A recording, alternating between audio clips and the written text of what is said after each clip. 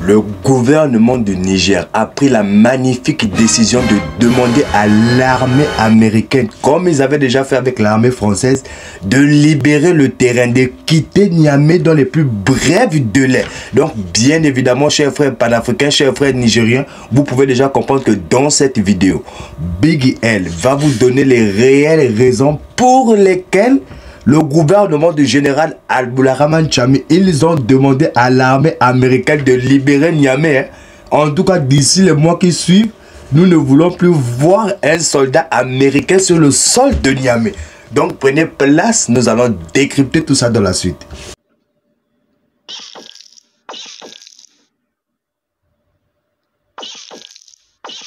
Donc c'était au cours d'une visite, nous dit-on, une visite apparemment officielle, ou une délégation américaine. Ils sont arrivés avec la secrétaire d'État adjointe aux affaires pour l'Afrique, Madame Molifi, et le général Michael Langlais, commandant des troupements pour l'Afrique. Donc ils sont arrivés.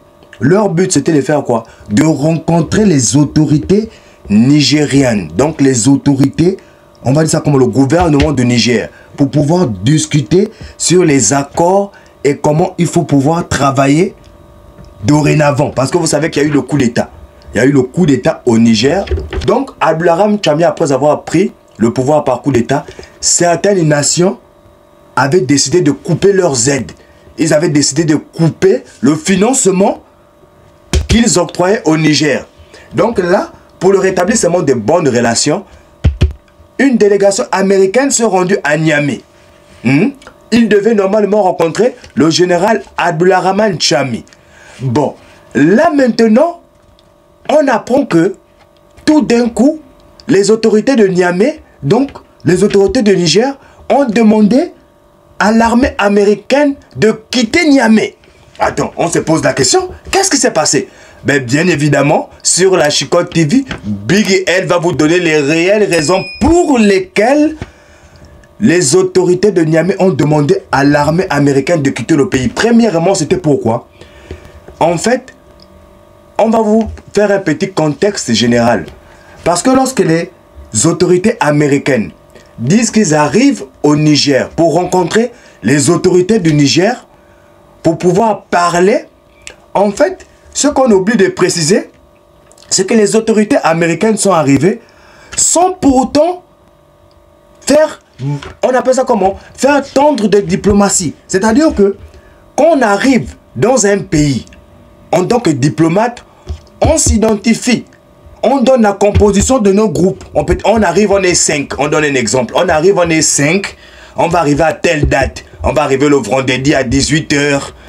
Donc, on prévoit de se rencontrer tel jour. En fait, on donne tout simplement l'agenda aux autorités qui vont nous recevoir pour que eux, ils puissent être préparés à nous recevoir.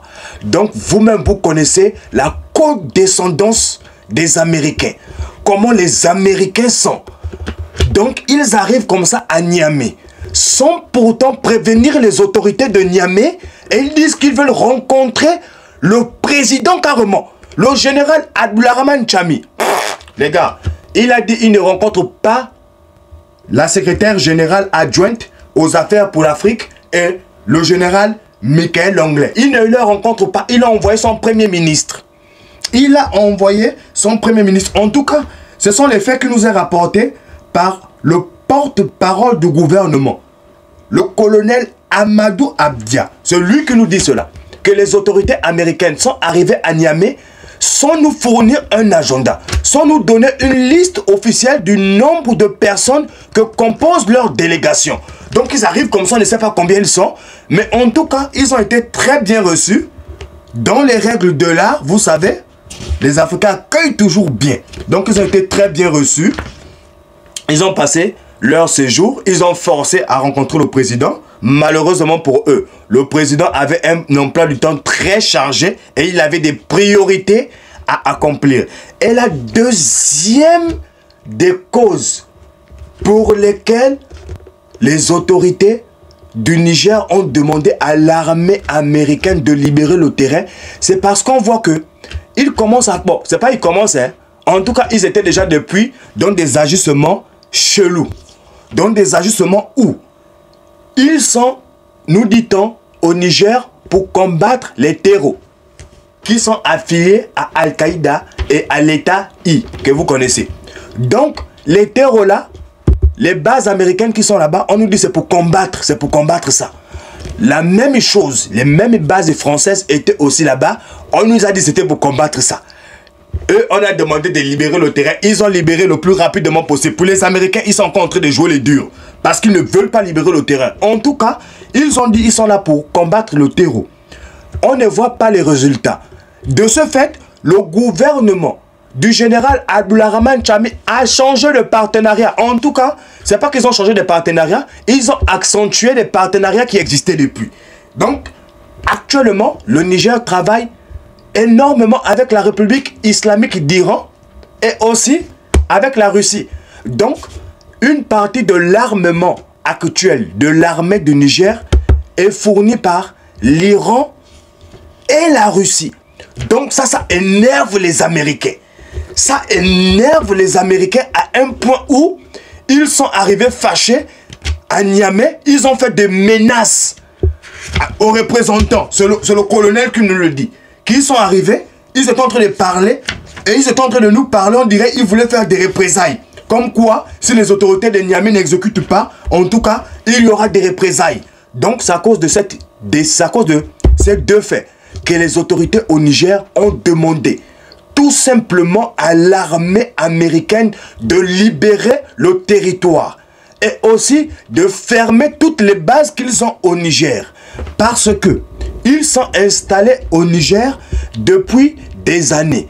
Nous savons très bien que l'armée américaine, c'est une armée très efficace. Mais on se pose la question, comment ça se fait que depuis des années, que l'armée américaine est installée sur le territoire du Niger, nous rencontrons toujours les mêmes problèmes.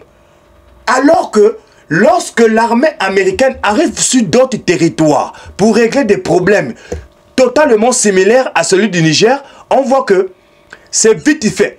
Ils arrivent à résoudre ce problème-là vite fait. Donc, on tire déjà un enseignement. En fait, ils ne sont pas là pour combattre les terreaux.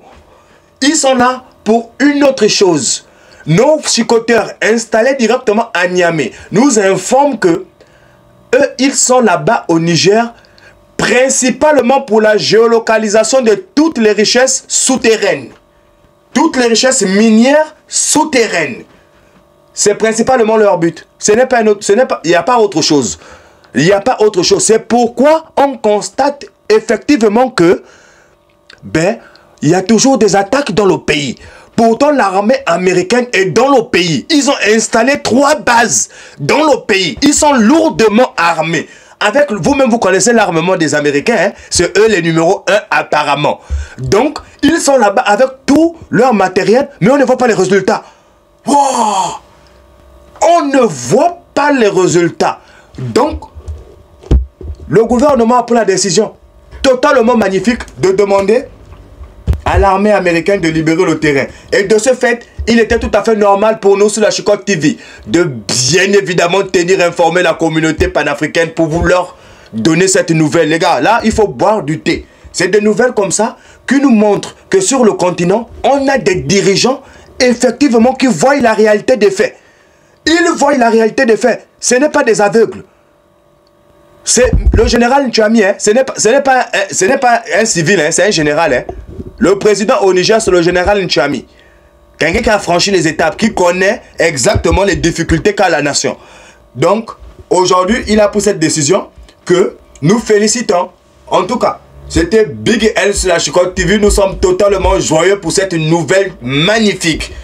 Et on espère aussi que les autres pays africains vont suivre cette décision. Espérons bien cela, hein, que les autres vont suivre cette décision.